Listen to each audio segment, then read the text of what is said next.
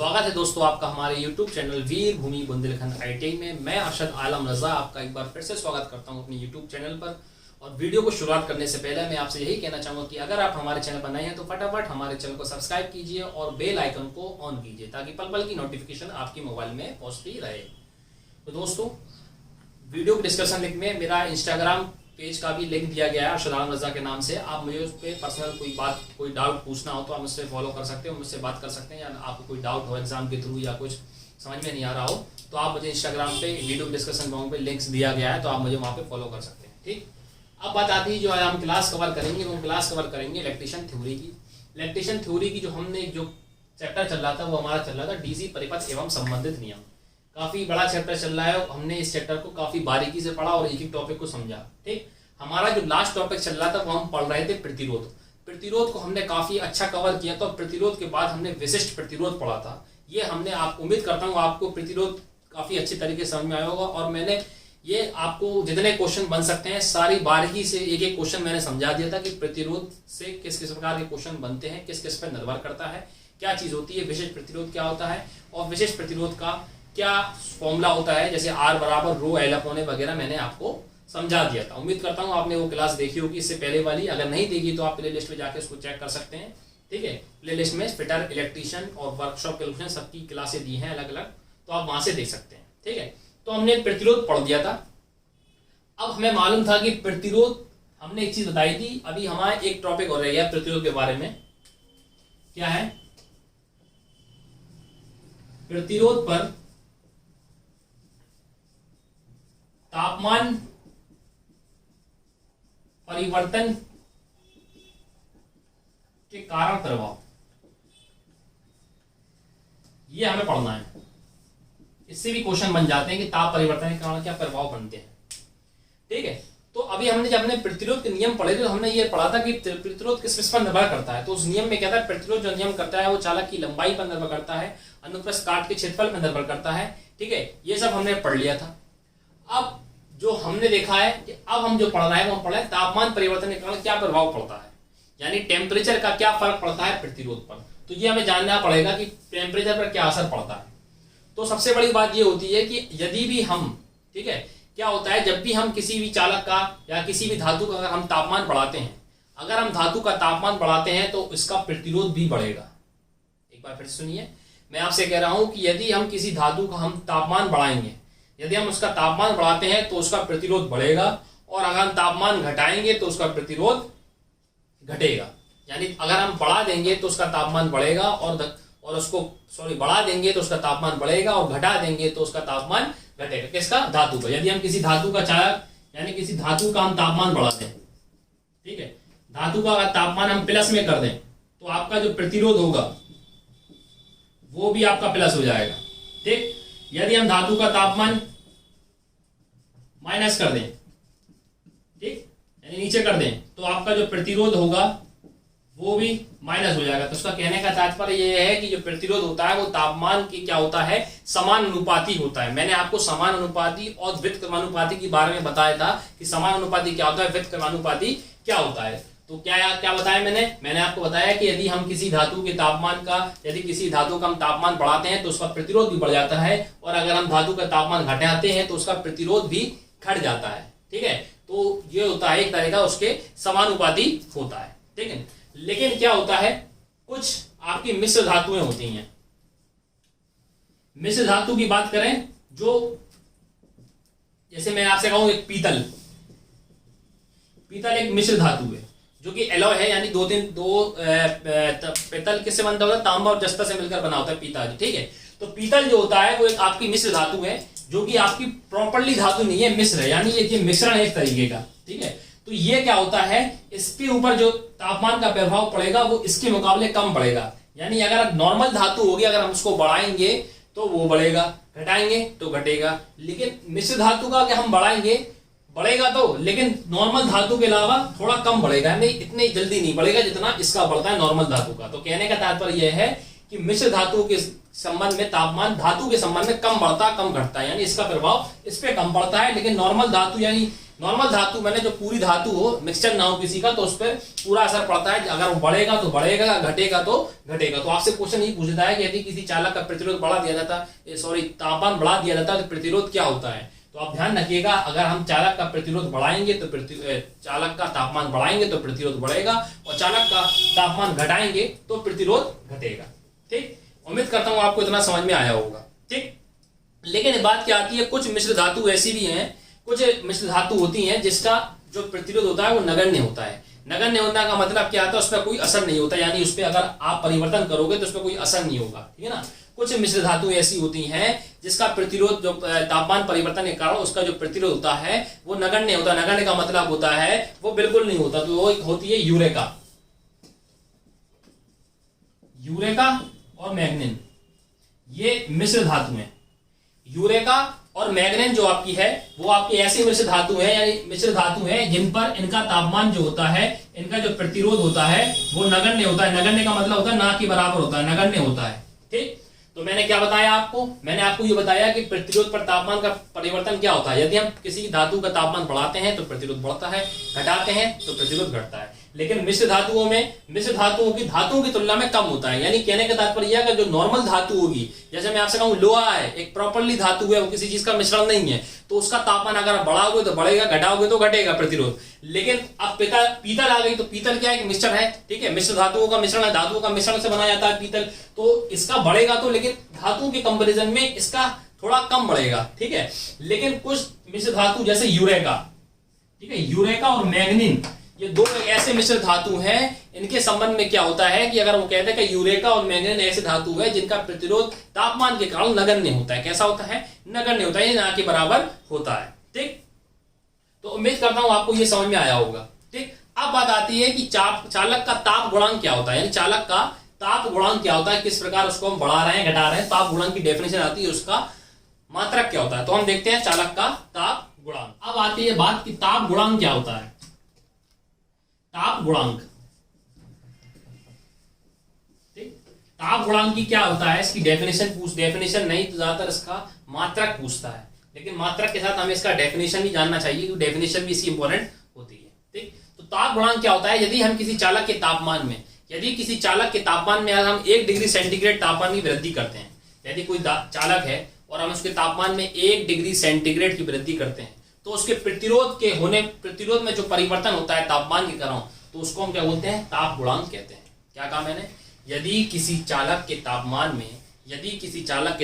में 1 degree centigrade की वृद्धि करते हैं, किसी चालक के तापमान में 1 डिग्री सेंटीग्रेड की वृद्धि करते हैं, तो तापमान के कारण जो उसके प्रतिरोध में परिवर्तन होता है वो उसका ताप गुणांक कहलाता है। क्या कहलाता है, ताप गुणांक कहलाता है। ताप गुणांक का मात्रक क्या होता है, वो होता है प्रति डिग्री सेंटीग्रेड। क्या होता है, प्रति डिग्री सेंटीग्रेड। ठीक है, तो इसका जो आपका वैसे तापमान का मात्रक सेल्सियस होता है, लेकिन आपको क्या है कि आपको इसका ताप गुणांक क्या होता है, प्रति डिग्री सेल्सियस। ठीक है, तो आप ध्यान रखिए इसकी डेफिनेशन, यदि किसी चालक के तापमान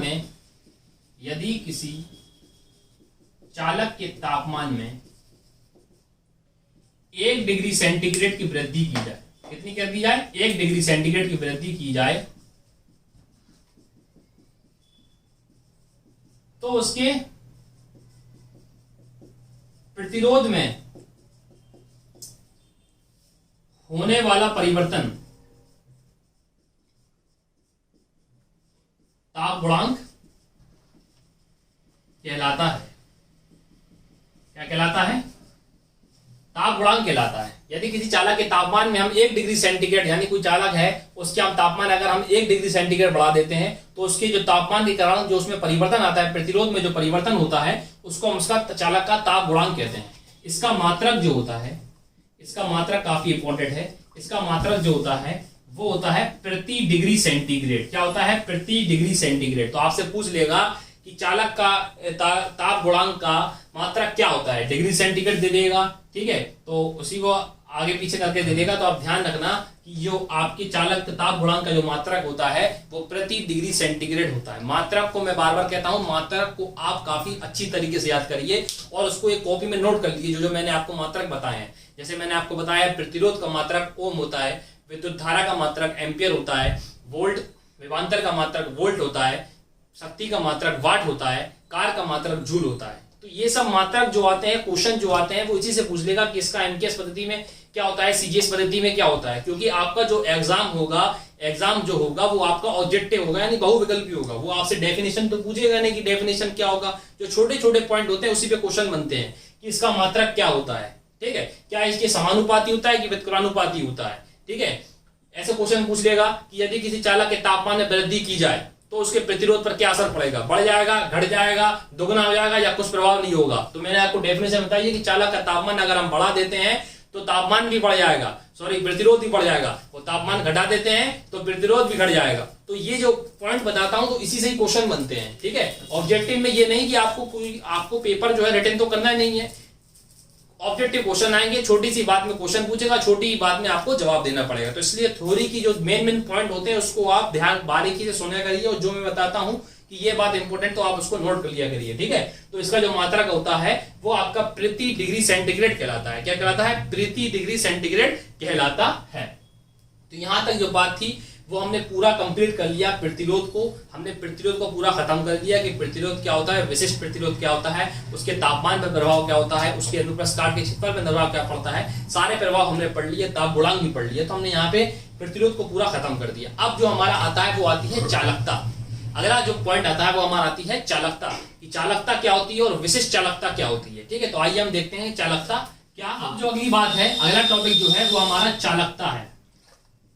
क्या है? चालकता। चालकता को समझते हैं कि चालकता क्या होती है, ठीक। चालकता वर्ड भी काफी यूज होता है आपकी विद्युत में प्रतिरोध के साथ। तो आप समझते हैं चालकता क्या होती है। जिस प्रकार मैंने आपको बताया कि विद्युत धारा में जो प्रतिरोध होता है, प्रतिरोध क्या करता है, प्रतिरोध क्या करता है, विरोध करता है विद्युत धारा का, मैंने बताया था ना। तो आपका जो प्रतिरोध होता है वो विद्युत धारा का विरोध करता है। उसी प्रकार जो आपका जो ये चालकता होती है वो उसकी सुगमता प्रदान करती है, यानी उसकी आसानी करती है, ठीक है। विद्युत धारा के प्रवाह में सुगमता प्रदान करती है तो उसको उसकी चालकता कहते हैं। क्या कहा मैंने? जिस प्रकार आपका प्रतिरोध जो होता है विद्युत धारा का विरोध करता है, उसी प्रकार जो पदार्थ की चालकता होती है वो क्या करती है, विद्युत धारा के प्रवाह को सुगमता प्रदान करती है। सुगमता का तात्पर्य है उसको आसानी प्रदान करती है बहने के लिए। तो उसको हम क्या बोलते हैं, उसकी चालकता बोलते हैं। क्या बोलते हैं? उसकी चालकता बोलते हैं, ठीक है। इसको हम काय से प्रदर्शित करते हैं, इसको हम जी से प्रदर्शित करते हैं, कैपिटल जी से प्रदर्शित करते हैं, ठीक है। इसका जो मात्रक होता है वो आपका म्यो होता है। क्या होता है? म्यो होता है। और इसका जो मात्रक म्यो भी होता है और सीमेन भी होता है, ठीक है। क्या कहते हैं? सीमेन या म्यो दोनों कह सकते हैं, सीमेन या म्यो दोनों कह सकते हैं। इसका जो मात्रक होता है वो आपका सीमेन व म्यो दोनों होता है, ठीक। तो मैंने क्या बताया? मैंने आपको ये बताया कि जिस प्रकार आपका जो प्रतिरोध होता है वो विद्युत धारा का विरोध करता है, इसलिए हम इसको प्रतिरोध बोलते हैं। इसी प्रकार जो चालकता होती है वो उसको विद्युत धारा के प्रवाह में सुगमता प्रदान करती है। क्या करती है? पेगमता, यानी उसको आसानी से बहने देती है विद्युत धारा को। जो विरोध कर रहा है वो प्रतिरोध कहला रहा है, और जो आसानी दे रही है बहने की तो उसको क्या बोलते हैं? चालकता बोलते हैं, ठीक है। तो विद्युत चालकता, तो एक प्रकार हम ये कह सकते हैं कि ये जो आपकी होती है प्रतिरोध के उल्टे काम कर रही है। क्योंकि देखो, एक तरफ जो आपका चालक का प्रतिरोध है वो विद्युत धारा को रोक रहा, उसका विरोध कर रहा, लेकिन जो आपकी चालकता है वो उसको सुगमता प्रदान कर रही। तो उसके क्या हुआ? समानुपाती हुआ कि व्युत्क्रमानुपाती हुआ? तो आप ध्यान रखिएगा, जो चालकता होती है वो प्रतिरोध के व्युत्क्रमानुपाती होती है। अगर समानुपाती होती तो ये भी विरोध करने लगती। इसलिए मैंने आपको बताया कि समानुपाती और व्युत्क्रमानुपाती का जानना समझना काफी इंपॉर्टेंट है। अगर आप समानुपाती व्युत्क्रमानुपाती को समझ जाते हैं तो काफी क्वेश्चन आप इसको आसानी से कर सकते हैं, ठीक है ना। इसलिए मैंने आपको समानुपाती और व्युत्क्रमानुपाती मैंने आपको अलग से समझाया था कि समानुपाती क्या होता है, व्युत्क्रमानुपाती क्या होता है, ठीक है। समझ में आई? मैंने क्या कहा आपसे? मैंने आपसे कहा कि जिस प्रकार चालक का जो कोई विद्युत चालक है विद्युत धारा का विरोध प्रतिरोध करता है, विद्युत धारा का प्रवाह का प्रतिरोध करता है, उसको हम क्या बोलते हैं? प्रतिरोध कहते हैं। लेकिन उसी चालक में प्रवाह को सुगमता प्रदान करने वाला क्या कहलाती है? चालकता कहलाती है, ठीक है। चालकता कहलाती है। तो आप इसको यह कह सकते हैं, किसी चालक में बहने वाली विद्युत धारा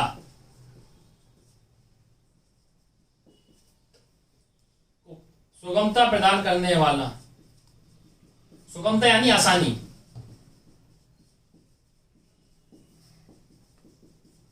चालकता कहलाती है, पदार्थ की चालकता कहलाती है, ठीक है, चालकता कहते हैं, ठीक है, जो उसको सुगमता प्रदान करे विद्युत धारा का प्रवाह होने में, उसको हम क्या बोलते हैं, चालकता कहते हैं। इसको हम जो प्रदर्शित करते हैं, काय से प्रदर्शित करते हैं, इसको हम कैपिटल जी से प्रदर्शित करते हैं। काय से प्रदर्शित करते हैं, कैपिटल जी से प्रदर्शित करते हैं। उसी प्रकार हमने बताया था रेजिस्टेंस को हम काय से प्रदर्शित करते हैं, कैपिटल आर से प्रदर्शित करते हैं, ठीक। तो इसका जो मात्रक होता है, ठीक है, इससे प्रदर्शित करते हैं, किससे प्रदर्शित करते हैं, कैपिटल जी से प्रदर्शित करते हैं। इसका जो मात्रक होता है, इसका मात्रक जो होता है वो आपका सीमेन, सीमेन या म्यो, म्यो, म्यो होता है, सीमेन या म्यो होता है। क्या होता है, सीमेन या म्यो होता है, ठीक है। म्यो कुछ इस प्रकार का होता है, उल्टा ओम प्रकार का, ठीक है, इस प्रकार को हम बोलते हैं म्यो, ठीक है। ये जो आपको सिंबल दिखाई दे रहा है ये म्यो का होता है, ठीक है। तो उम्मीद करता हूं आपको समझ में आया होगा मैंने क्या कहा। जो इस प्रकार चालक को जो विद्युत धारा का जो विरोध करता है वो प्रतिरोध कहलाता है। उसी प्रकार जो विद्युत धारा का प्रवाह में सुगमता यानी आसानी प्रदान करे उसको हम उसकी चालकता कहते हैं, ठीक। चालकता इसको हम जी से प्रदर्शित करते हैं। इसका मात्रक क्या होता है, सीमेन या म्यो होता है। क्या होता है, सीमेन या म्यो। मात्रक को मैंने कहा है कि मात्रक को आप काफी अच्छी तरीके से याद करा करिए और नोट कर लिया करिए, क्योंकि मात्रक ही बहुत इंपॉर्टेंट होते हैं। ज्यादातर क्वेश्चन जो बनते हैं वो आपके मात्रक पर बनते हैं, ठीक है। तो इसका मात्रक क्या होता है, सीमेन या म्यो, म्यो इस प्रकार का होता है, ठीक। और एक इंपॉर्टेंट बात, ये इंपॉर्टेंट बात है कि चालकता जो होती है वो विद्युत प्रतिरोध के व्युत्क्रमानुपाती होती है। क्या होती है, चालकता विद्युत प्रतिरोध के व्युत्क्रमानुपाती होती है। डायरेक्ट क्वेश्चन पूछ सकता है कि किसी पदार्थ की चालकता विद्युत प्रतिरोध क्या होती है, समानुपाती होती है, व्युत्क्रमानुपाती होती है, विपरीत होती है, उल्टी होती है, मतलब क्वेश्चन पूछ लेता है। तो चालकता कैसे वैसे करते हैं, जी जो है व्युत्क्रमानुपाती मतलब क्या होता है, अपॉन में होगी, समानुपाती का मतलब होगा समान में होगी, यानी क्या होगी, जी व्युत्क्रमानुपाती 1/r, ठीक है। जी व्युत्क्रमानुपाती 1/r। व्युत्क्रमानुपाती का मतलब क्या हो गया कि ये इसके अपोजिट है। अब व्युत्क्रमानुपाती के बाद क्या हो गया, अगर व्युत्क्रमानुपाती हो रही है तो इसका तात्पर्य यह है कि अगर हम जी का मान बढ़ाएंगे तो ये घटेगा और r का मान बढ़ाएंगे तो ये बढ़ेगा, ठीक है। तो व्युत्क्रमानुपाती का मतलब होता है उल्टा होता है। तो चालकता क्या होती है, विद्युत प्रतिरोध के व्युत्क्रमानुपाती होती है। क्या होती है, विद्युत प्रतिरोध के व्युत्क्रमानुपाती होती है। तो इस प्रकार आपकी चालकता समझ में आ गई होगी। अब हम अगला टॉपिक देखते हैं, ठीक है। अगला चालकता के बाद आती है विशिष्ट चालकता।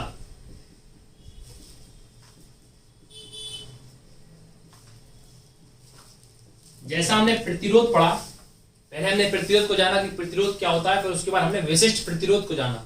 उसी प्रकार हमने अभी चालकता को पढ़ लिया, अब हम जानेंगे विशिष्ट चालकता क्या होती है, ठीक है ना। विशिष्ट चालकता क्या होती है, तो विशिष्ट प्रतिरोध का जो प्रभाव होता है, जैसे हमने विशिष्ट प्रतिरोध पढ़ा, ठीक है, जो विशिष्ट प्रतिरोध का जो का विपरीत प्रभाव होता है वो विशिष्ट चालकता कहलाती है।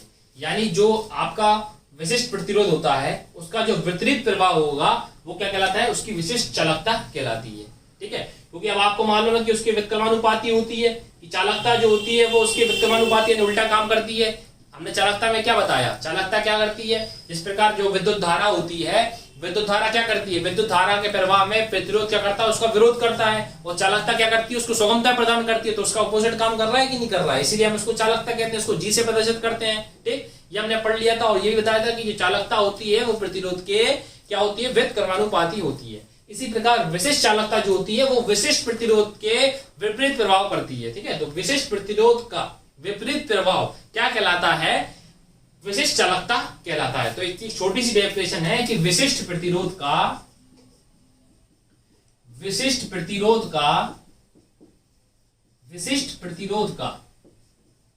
विपरीत प्रभाव, विशिष्ट प्रतिरोध का विपरीत प्रभाव जो होता है वो क्या कहलाता है, विशिष्ट चालकता कहलाती है। क्या कहलाती है, विशिष्ट चालकता कहलाती है, ठीक। विशिष्ट चालकता कहलाती है, ठीक। अब आती है कि इसका प्रतीक क्या होता है। तो इसका जो प्रदर्शित करते हैं, इसका प्रतीक जो होता है इसको हम सिग्मा से प्रदर्शित करते हैं। सिग्मा इस प्रकार, सिग्मा से इसको हम बोलते हैं सिग्मा। सिग्मा से प्रदर्शित करते हैं।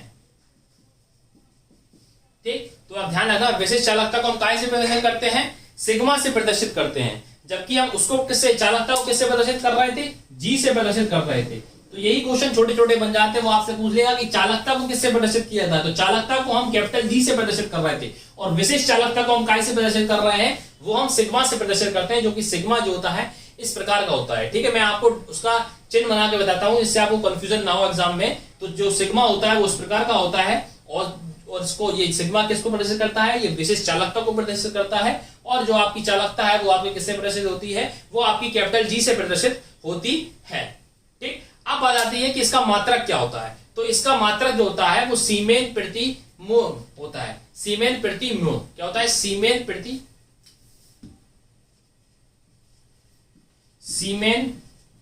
प्रति म्यो इसका मात्रक होता है। क्या होता है? सीमेन प्रति म्यो इसका मात्रक होता है। सीमेन प्रति म्यो जो होता है वो इसका मात्रक होता है। ठीक है, सीमेन प्रति म्यो। ठीक है, सीमेन प्रति होता है। ठीक, उम्मीद करता हूं आपको ये समझ में आया होगा। अब बात आती है कि हमने चालकता को पूरा अच्छी तरीके से पढ़ लिया और विशिष्ट चालकता को पढ़ लिया।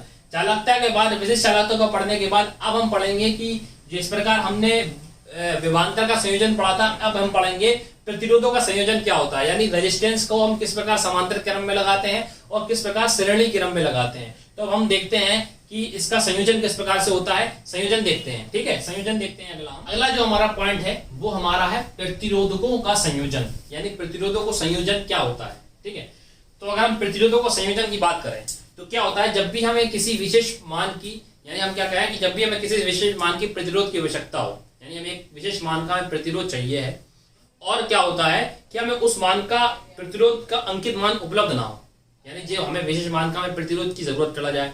ठीक, अब हमारे पास वो प्रतिरोध उपस्थित ना हो, उपलब्ध ना हो, तो हम क्या करते हैं, उसको हम संयोजित कर लेते हैं। क्या कर लेते हैं? उसको विभिन्न क्रमों में हम संयोजित कर लेते हैं, जिस प्रकार हमें उस अंकित मान की जिस प्रकार की हमें जरूरत हो, उसको हम प्रतिरोध को प्राप्त कर लें। तो उसको हम क्रमों में संयोजित करते हैं, समांतर क्रम में, श्रेणी क्रम में, तो इसका संयोजन कहलाता है। ठीक है ना, प्रतिरोधों का संयोजन कहलाता है। तो संयोजन क्या होता है कि जब हमें किसी विशेष प्रकार के प्रतिरोध की आवश्यकता पड़ जाए और उसका अंकित मान हमारे पास उपलब्ध ना हो, ठीक है ना, हमारे पास वो प्रतिरोध हो नहीं, तो हम क्या करेंगे, उसको हमें प्राप्त करने के लिए हमें क्या करना पड़ेगा, उसको विभिन्न प्रकार के संयोजन में लगाना पड़ेगा। ठीक है, विभिन्न प्रकार के संयोजन क्रम में लगाना पड़ेगा, जिससे हमें वो जो उपलब्ध उसका जो मान चाहिए वो हमें प्राप्त हो जाए, प्रतिरोध का वो मान प्राप्त हो जाए। तो उसको हम क्या बोलते हैं, प्रतिरोधकों का संयोजन कहते हैं। तो हम नॉर्मल भाषा में कहेंगे जिस प्रकार का हमें विशेष प्रतिरोध का मान चाहिए है, तो हमें उसको प्रतिरोध का अंकित मान प्राप्त करने के लिए हमें क्या करना पड़ेगा, उसको कुछ प्रकार के संयोजन में लगाना पड़ता है। तो उसको हम क्या बोलते हैं, प्रतिरोधकों का संयोजन कहते हैं। ठीक है, अब बात आती है कि प्रतिरोधों का संयोजन जो होता है वो कितने प्रकार का होता है। ठीक, तो प्रतिरोधों का संयोजन जो होता है वो आपका 3 प्रकार का होता है। कितने प्रकार का होता है? 3 प्रकार का होता है। कितने प्रकार का होता है? 3 प्रकार का होता है। ठीक, 3 प्रकार का संयोजन होते हैं प्रतिरोधकों के। ठीक, सबसे पहली बात आती है कि प्रतिरोधकों का श्रेणी क्रम संयोजन कौन सा होता है? प्रतिरोधकों का श्रेणी क्रम संयोजन। दूसरा होता है प्रतिरोधकों का समांतर क्रम संयोजन। कौन सा होता है? समांतर क्रम संयोजन। ठीक है, तो एक ये हो गया, ये हो गया। एक होता है आपका मिश्रित संयोजन, यानी इसमें समांतर क्रम और श्रेणी क्रम दोनों हो जाए, तो उसको हम बोलते हैं प्रतिरोधकों का मिश्रित संयोजन। ठीक, तो ये आपके सामने 3 प्रकार के संयोजन होते हैं। तो मैंने आपको बताया कि प्रतिरोधकों का संयोजन क्या होता है, कि हमें क्या जरूरत है कि हमें की विशेष प्रकार की हमें प्रतिरोध की आवश्यकता पड़ जाए, उसके अंकित मान हमारे पास उपलब्ध ना हो, तो हम क्या करेंगे, उसको विभिन्न प्रकार के संयोजन में लगा के उस मान की, उस प्रकार की हमें प्रतिरोध को हम प्राप्त कर लेंगे। तो उसको हम बोलते हैं प्रतिरोधकों का संयोजन कहते हैं। प्रतिरोधों का संयोजन जो होता है वो 3 प्रकार का होता है। कितने प्रकार का होता है? 3 प्रकार का होता है। एक होता है प्रतिरोधकों का श्रेणी क्रम, दूसरा होता है प्रतिरोधकों का समांतर क्रम, तीसरा जो होता है वो आपका होता है प्रतिरोधकों का मिश्रित संयोजन, यानी जिसमें समांतर क्रम और श्रेणी क्रम दोनों यूज हो। ठीक, अब हम इसको डिटेल में पढ़ेंगे तो काफी लंबा हो जाएगा, डिटेल में हम कल कवर करेंगे। आज के लिए हम इतना ही काफी करते हैं। तो आज हमने जो जाना आप उसको अच्छे से रिवाइज करिए जो मैंने आपको बताया। जैसे मैंने बताया कि चालकता क्या है, ठीक है, चालकता को काय से प्रदर्शित करते हैं, चालकता किसके व्युत्क्रमानुपाती होती है, इसका मात्रक क्या होता है, विशेष चालकता क्या होती है, विशेष चालकता का मात्रक क्या होता है, ठीक। और सबसे पहले मैंने आपको बताया कि तापमान का प्रतिरोध में तापमान का क्या प्रभाव होता है, ठीक, तापमान गुणांक का मात्रक क्या होता है। तो ये जो छोटे छोटे बात बनाए इससे बहुत क्वेश्चन बनते हैं, तो आप इसको अच्छी तरीके से कहीं एक कॉपी में नोट कर लीजिए या इसको आप क्वेश्चन को मतलब आप सुनते रहिए, आपको याद हो जाएगा, ठीक है ना। तो जो आपके बहुविकल्पी क्वेश्चन बनते हैं वो उसी से बनते हैं, ठीक है। तो ये जो आपके श्रेणी क्रम है, समांतर क्रम है, मिश्र संयोजन, ये हम आगे की वीडियो में बनाएंगे। तो उम्मीद करता हूँ आपको ये वीडियो पसंद आई होगी और आपको हमारे वीडियो को लाइक करना ना भूलिए और हमारे चैनल को सब्सक्राइब कीजिए और कमेंट में अपने डाउट जो क्लियर हो, आपको डाउट लग रहा हो तो वो हमसे पूछते रहा करिए और अपना फीडबैक देते रहिए कि आपको क्लास कैसी पसंद आ रही है। तो मिलते हैं हम आपको नेक्स्ट वीडियो में, तब तक के लिए नमस्कार।